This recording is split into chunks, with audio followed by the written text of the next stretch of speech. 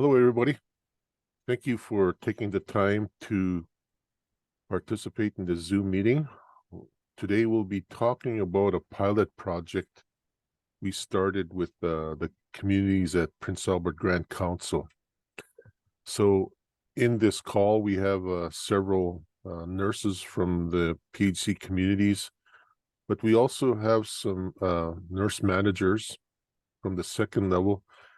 And I did invite the nurse managers from the other four partners, and I see that we have some folks here from Lac La Ronge Indian Band, Meadow Lake Tribal Council, and Peter Ballantyne indicated they were going to join too, but they haven't, so we'll proceed.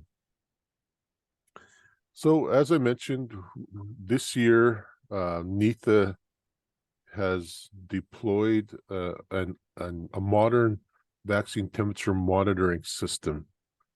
You know, the old style with the wheel, and and that's old technology, and now we're using a cloud-based system. So I'll explain how that works and how we can monitor the temperatures, and we can record the temperatures and send out alerts. I expect that there should be some questions about process and procedures. You know, when you get an alert, what should you do? Who should be responsible, and so forth. So, Cassandra, do you have any opening remarks before we get going with the presentation? I have a PowerPoint. No, I think we're good to go, Charles. Okay, I'm going to share my screen, and I have a short presentation. It'll show how this whole thing works.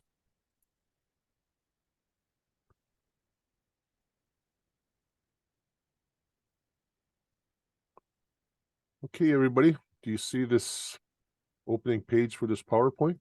Are we good? It's good.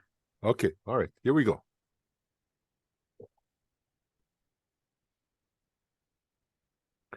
Okay, so we implemented this new technology, and the whole purpose is to help reduce vaccine wastage due to cold chain breaks, and more specifically, the fridges, losing power or breaking down.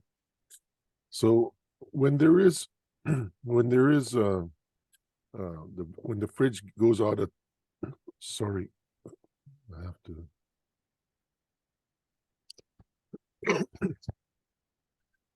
So if the fridge ever falls below 2 Celsius or above, it'll automatically send alerts by both email and text. And I think some of you should have received these by now.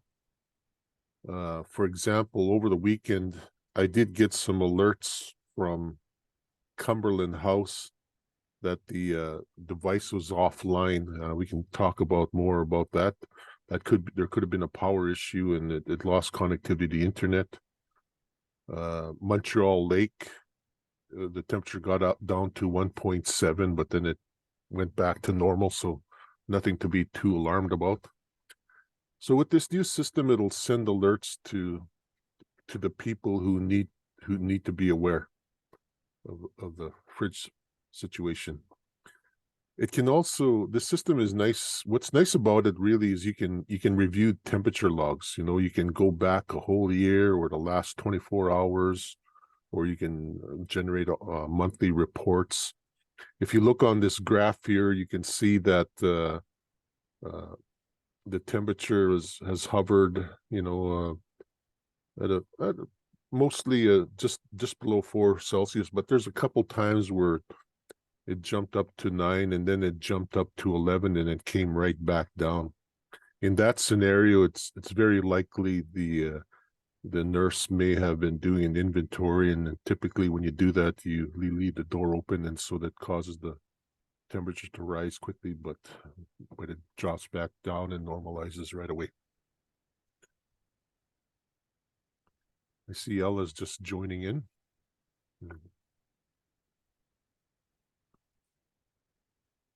Okay, so here's the hardware. You may have noticed this. If you look on the left, that's the actual sensor, and they're placed in temperature buffers, these glass beads. The point of those glass beads is so that when you open the door, it doesn't immediately send out an alert. It kind of buffers the rise and the drop in temperature. So yeah, got it. And then you'll see these base stations. So these base stations on the next two pictures in the middle and on the right, these are attached to the side on the outside of the fridges. You know, whether it's that biological style fridge or the cabinet, the chest type fridge, and these send a wireless signal to a base station in the server room that's connected to the internet.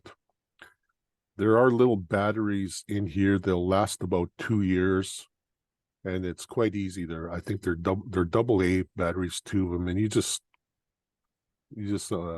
flip off that cover, replace the batteries, put it back on, and you're good to go again. So that's the hardware.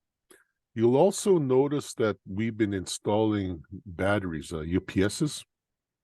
If you look beside these batteries will run biological fridge for about an additional 2 hours if there's an outage, and for those chest type freezers, it'll be about 6 hours longer.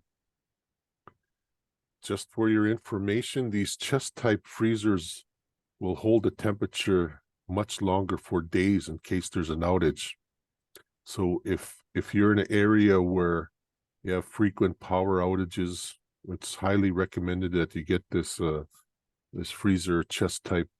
These biological fridges, they warm up pretty quick when there's a power outage. So if anybody has any questions as I'm going along, please go ahead, Nance, ask.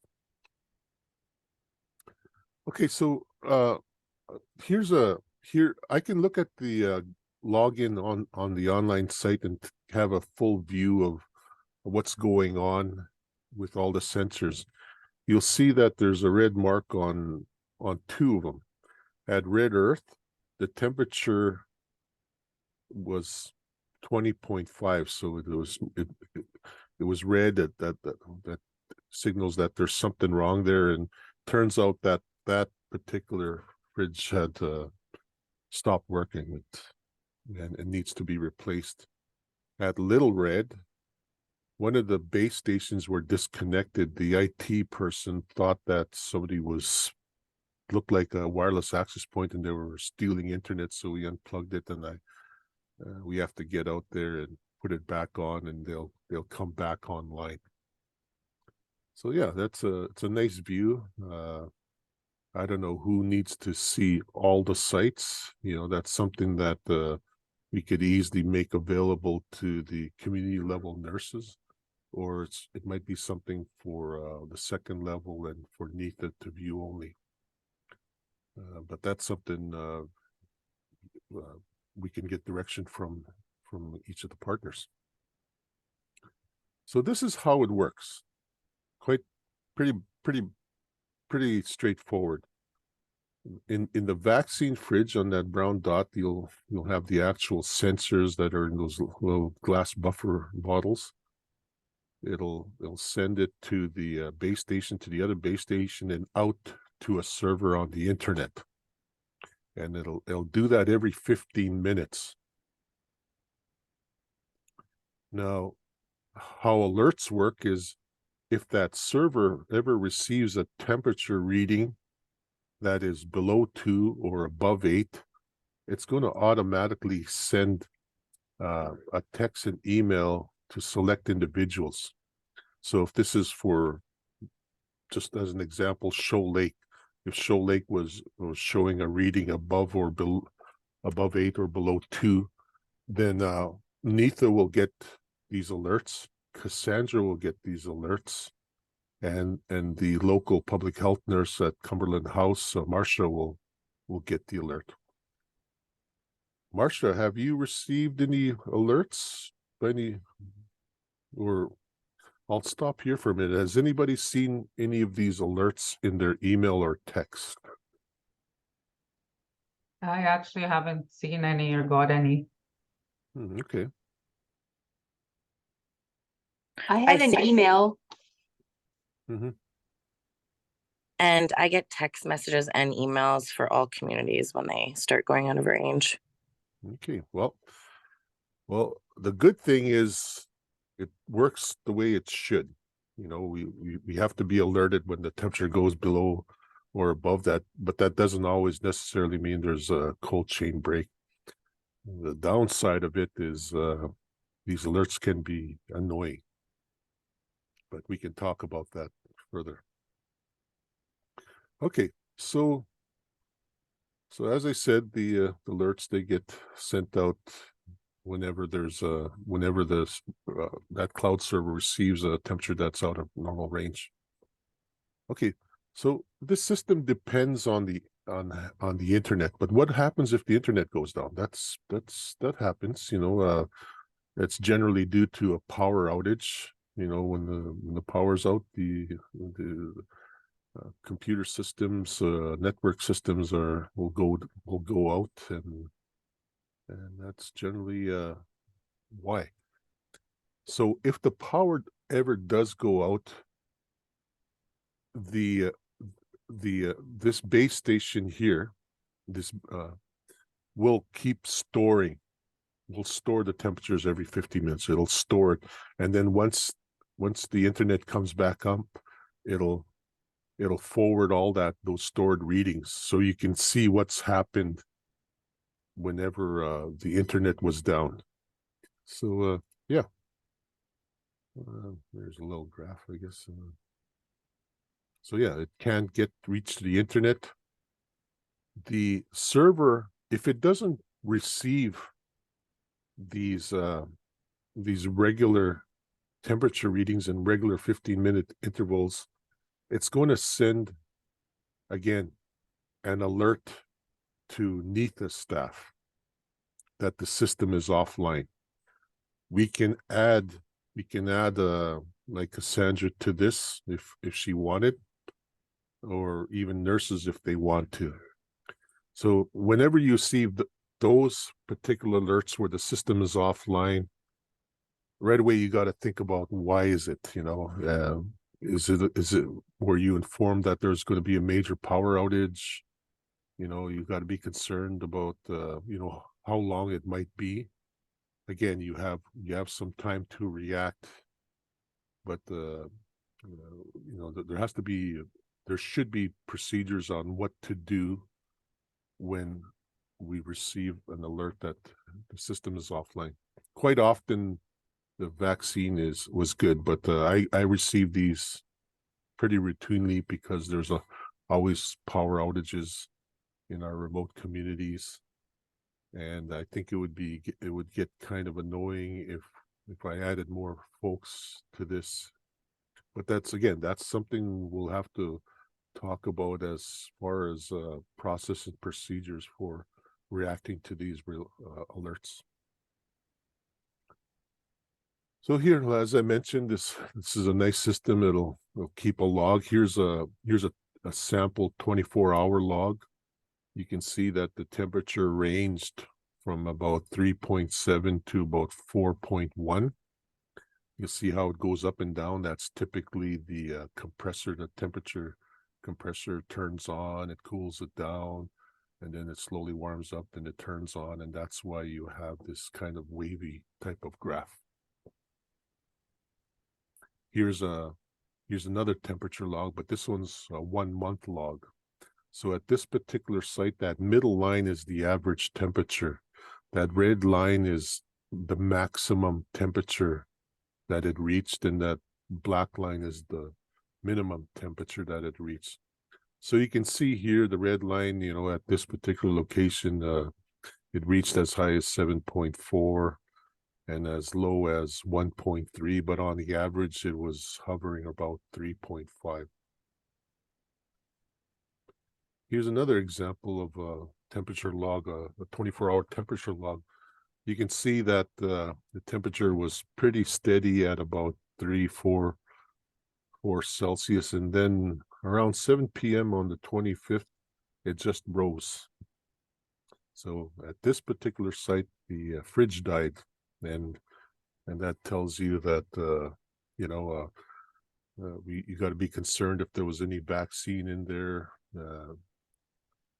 But at this particular site, that fridge has been replaced. Okay, so the alerts. I experimented with different levels. You can adjust these. At one time, I had alerts set at 7 and at 2.5. I was thinking, well, if it gets up to 7, maybe maybe it's time to start getting concerned. The problem with that was typically a lot of fridges will get above 7, especially when nurses are doing their weekly inventory, and then the fridge door is open. So it got pretty annoying, actually. The same with the lower end, when I had it 2.5, I had it at 3, and then I was getting a lot of alerts. So I set it to 2.5, and I was still getting a lot of alerts. So so currently I have it set to receive alerts if the temperature goes above 8 or below 2. There's 2 other types of alerts that not everybody gets, just us NITHA folks. But we can change that. That battery I mentioned earlier, that those little those base stations, they have AA batteries, and they'll last about 2 years.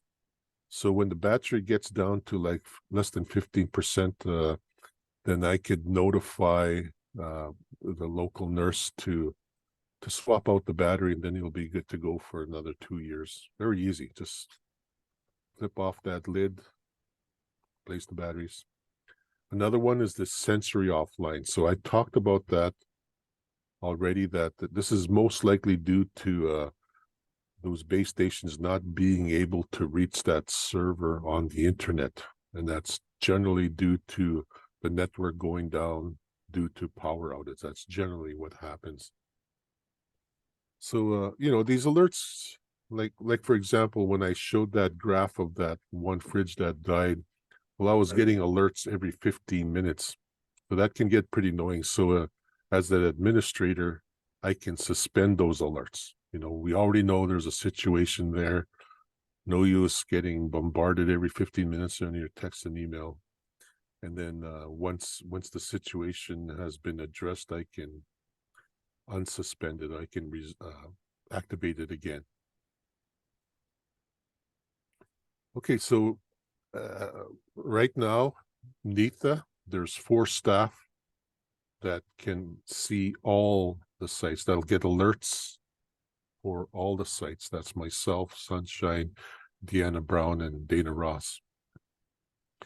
And then when you go to the second level at James Smith, you got Darren and Janelle, who will also get alerts and so forth. Cassandra will get alerts for all their communities that they supervise. So that'll be Cumberland, Hatchet, Red Earth, Little Red, Shoal Lake, and Wapayton, and the local nurses there. So at Red Earth, for example, Allison and Georgina will get alerts. So this is the last slide. I just I thought I would make one recommendation to help curb variance in the vaccine temperatures, and that's to use cold packs. On those chest type freezers, they're lined with cold packs around the sides and the bottom, and that's why they retain their temperature for such a long time, like days. So that's good when you're important when you're considering there's frequent power outages. You don't have to be too alarmed about trying to react. But these biological type fridges, they warm up quite fast when there's a power outage. So to slow that down, I would recommend putting a lot of cold packs in there. You know, it's like anything else when you're shipping vaccines, you put some cold packs in there so it retains the temperature longer. You can do that there. You know, it might take up a 1 or 2 shells at the bottom, but it'll help stabilize that temperature and keep it from warming up at a much lower rate than if you didn't have them. Okay, so that's it. That's my presentation. What I could do now is sorry. What I could do now is give you a live demonstration of the dashboard. But before I go there, are there any questions?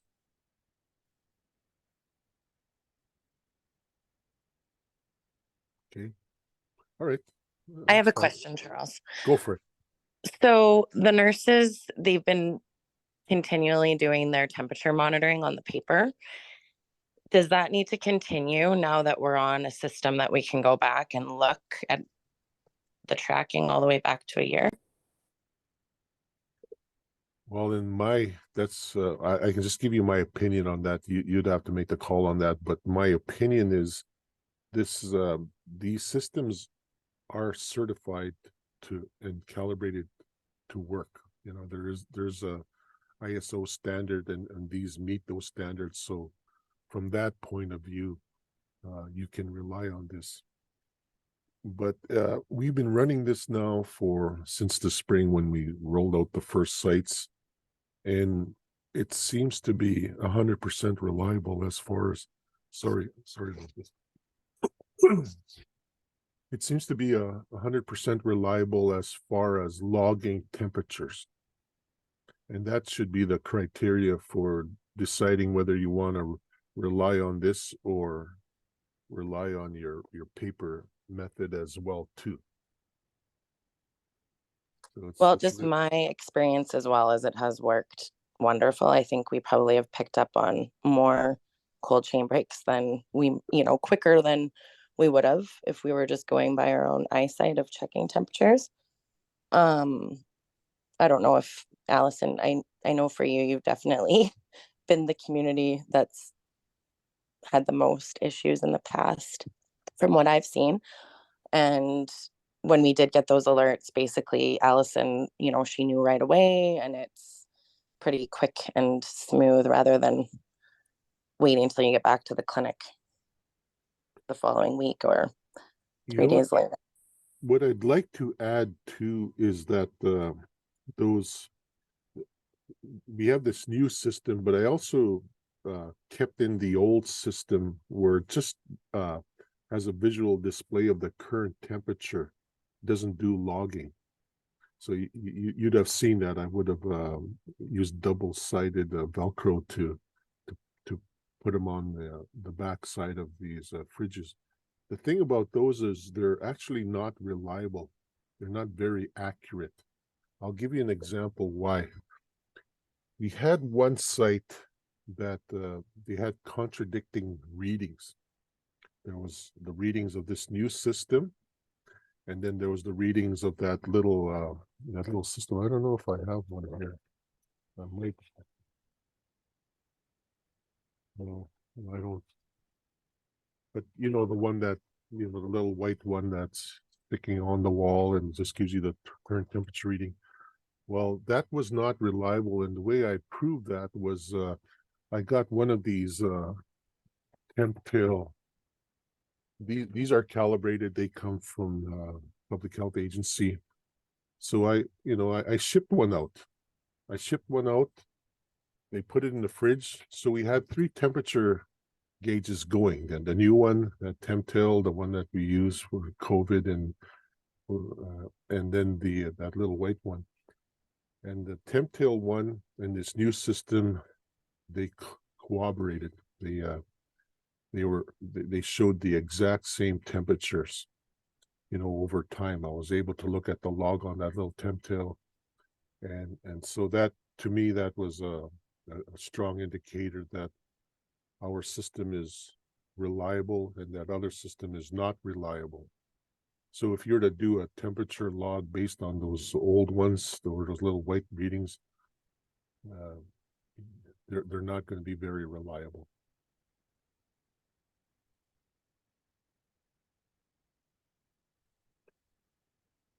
I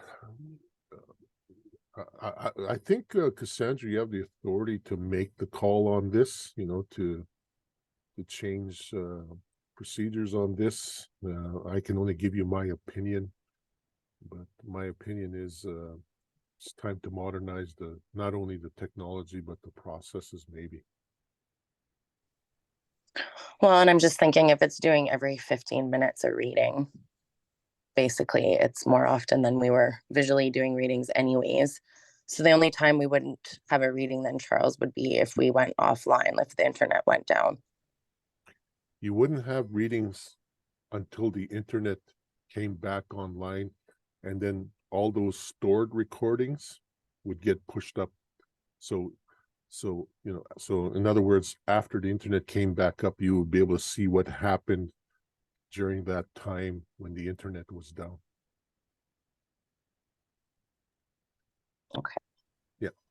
Well, I think everyone probably would be happy to be able to stop doing readings, to be honest. Okay.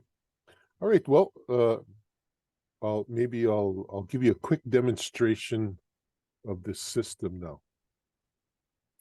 Okay, give me a second here. It won't take long.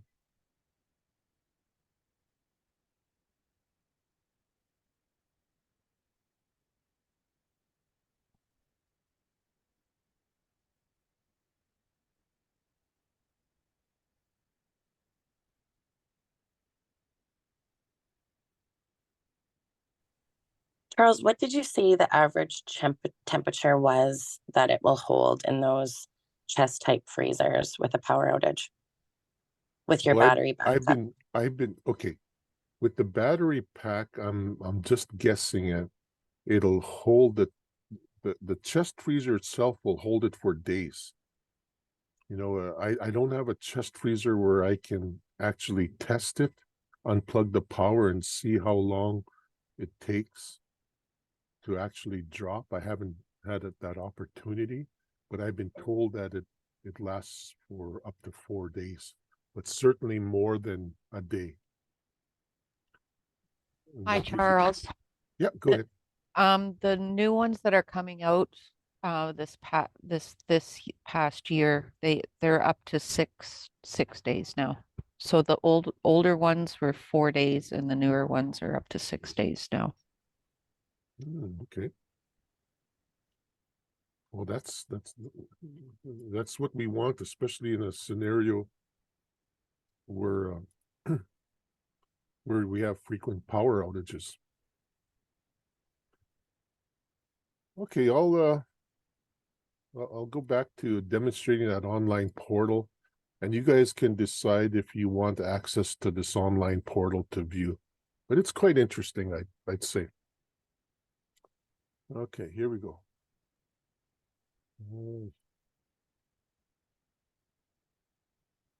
Okay, everybody see this Monet website I'm about to log on?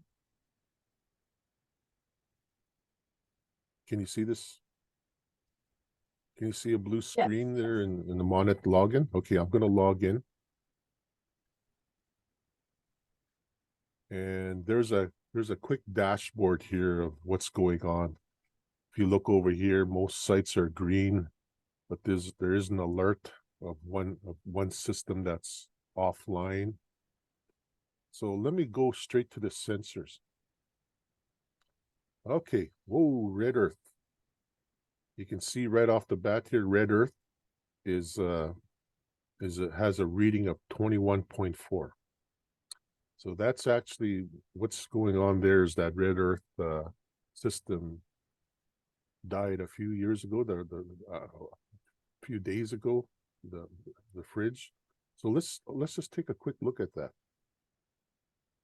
Okay, if you see here, you know, the temperature in the last 2 days has been hovering around 21 Celsius. I'll adjust this. I'll adjust this to November 1st to the 17th. Okay, there we go. Still high. I'm going to change that going further back. I'll say October 10th to today.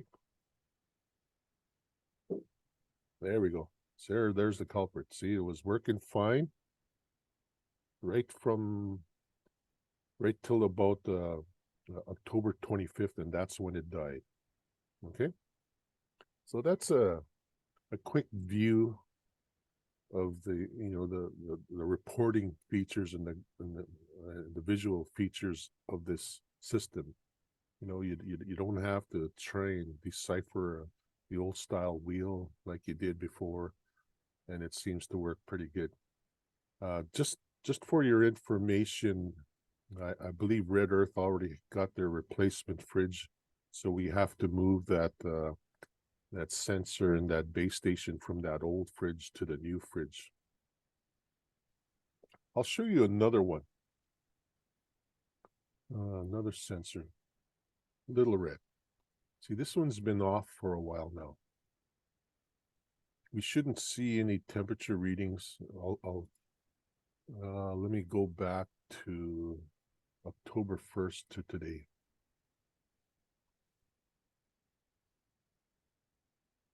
Was it that long? Then it was down. Okay, I'll go back to September 1st to today.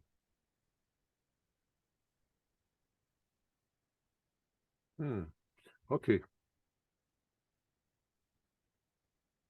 I did make changes to this, and whenever I make big changes, all those previous recordings would be lost. So it's only recently that I finally finished configuring the system, and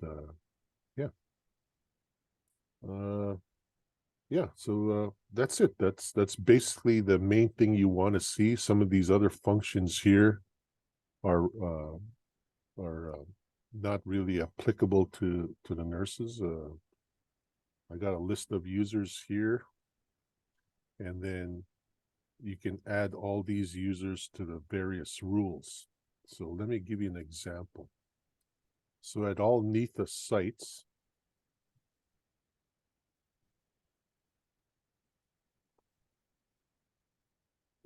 wait a minute. So these are the sites that NITHA is monitoring right below. If you look at the who sees this, you'll see it's myself, Dana, Deanna, and Sunshine. But we're going to be removing Dana. She's taken on a new role.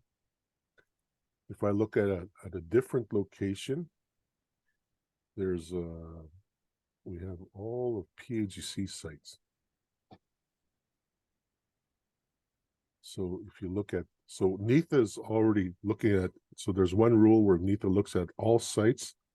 This is the same rule, the temperature is greater than 8. I don't know if you can see this, and it's going to be Cassandra. So Cassandra will be able to see all the PAGC sites.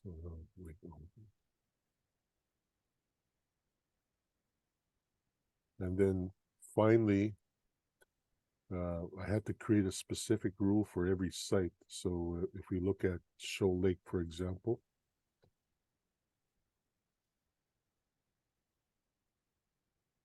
it's going to be Lynette that receives the alert. We're going to have to do some updates with staffing because it's now Georgina out in Shoal Lake and Lynette's out in Little Red now. Yeah. Georgina, Shoal Lake, Lynette, Red Earth, you said? No, Little Red. Her and Little Ella. Red. Yes. Oh. Okay. All right. I'll make those changes. Okay. Charles, could you Yep. show us if we wanted to see, say, like a weekly temperature, not on a graph, just the actual readings? Is there a way to look at that, or the last 3 days, or Well, yeah. See this thing. I don't know if you can see this. I'll try blowing it up here. Okay, you can. All right, so Cumberland House, for example, it's showing a reading of 3.7. That was taken 10 minutes ago today. Like I said, this screen will update every 15 minutes. We got a new fridge here at NITHA, a new vaccine fridge, because our old one was about 20 years old and it was starting to get unstable. But you can see that the current fridge was 3.2 degrees at 11:30 today. So that there should be a new reading here. So if you wanted to, like I said, we can give you access, Cassandra, to this, or we can even give the nurses access. The problem is I can't limit, like, say, the Cumberland House nurse to only hers. She would see all of it. So if I gave you access, Cassandra, you would be able to see all the sites, including, say, James Smith or NITHA, you know, those sites that are not necessarily under your supervision. But again, it's not a big security concern, because all we're really doing is looking at temperatures. So I'll take another one. For example, James Smith, Darren, this might interest you. You can see here that, you know, I got it by default to set every 2 days. But like you said, if you want to go back 1 week, here we go, the 10th to the 17th.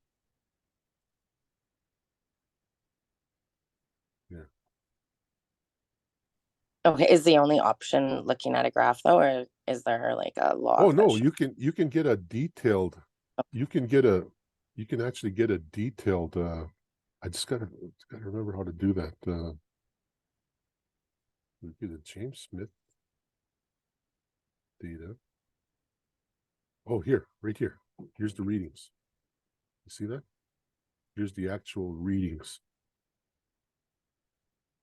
There's another, so the, you know, the most recent reading was at 11:35 today, and it goes back to the 17th, which is So you would have today. gotten an alert for that one because they're over, right? Pardon? You would have gotten an alert because they're over. They're at what, 4.1? No, that's what you want. It's between 2 and 8. Oh, sorry. There is At 4. reporting And like, I capabilities. think it would maybe make sense if we had it set at like 2.2 and 7.8.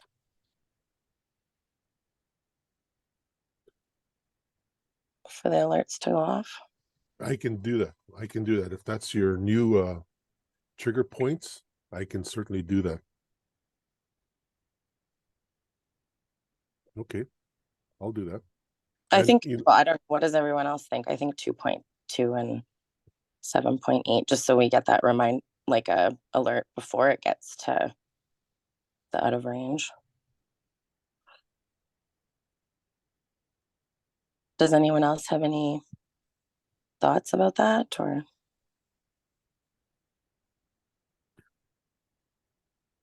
it might be okay to leave it at 2 and 8, because, you know, just because the temperature, you know, goes out of that range doesn't mean that we lost the vaccine. You know, it still might be viable. And like I said, the only issue really is, do you want to be bombarded by frequent alerts? You know,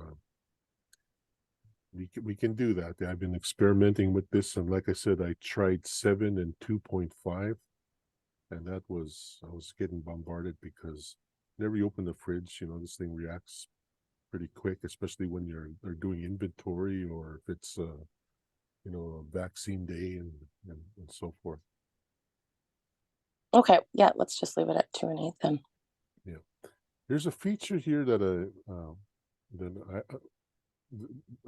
this is just a test run, but we can create specific reports, like we can you know, if you need routine reports, we can create these custom reports.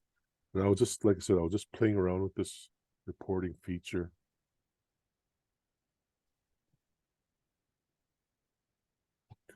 Okay, so let's see. This one, send report.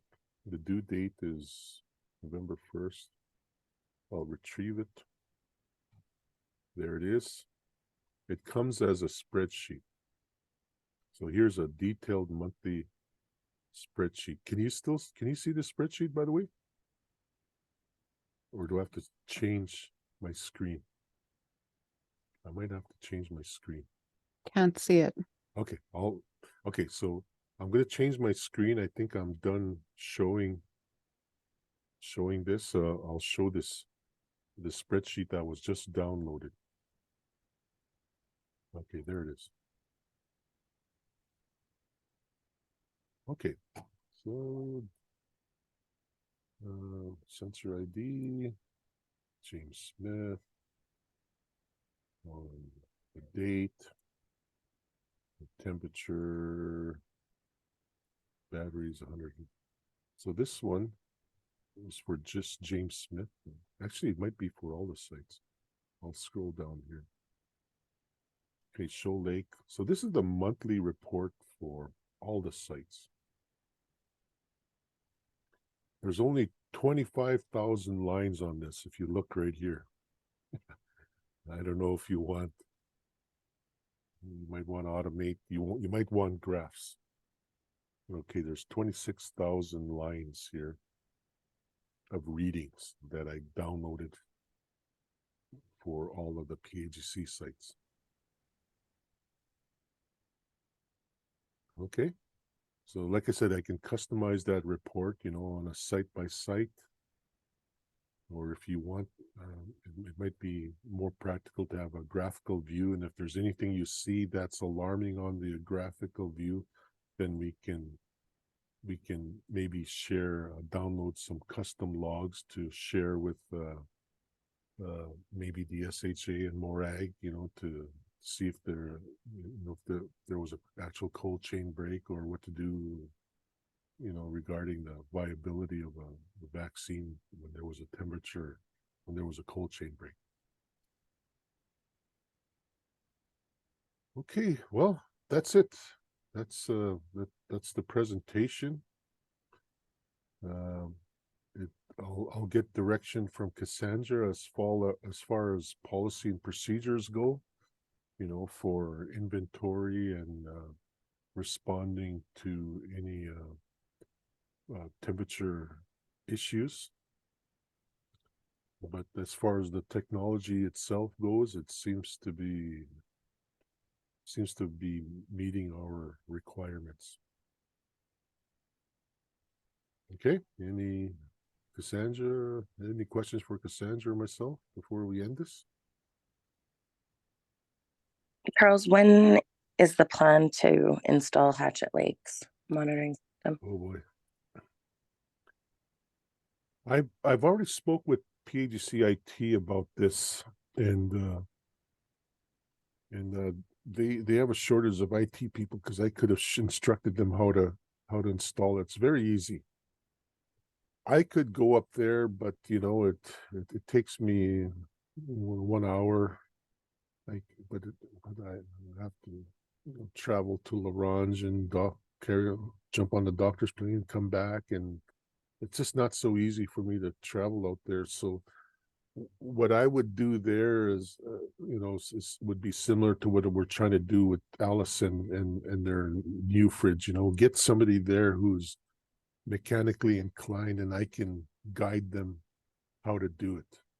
You know, we can use FaceTime or something, so you know I can inspect their work. It's very easy, very easy.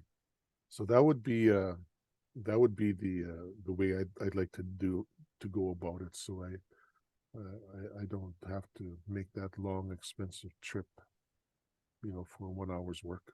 I can just ship it ahead. Okay. So are you okay with that, or? Yeah, well, I'll just see. Maybe Rosalie has someone in mind that would be good at the clinic to install it.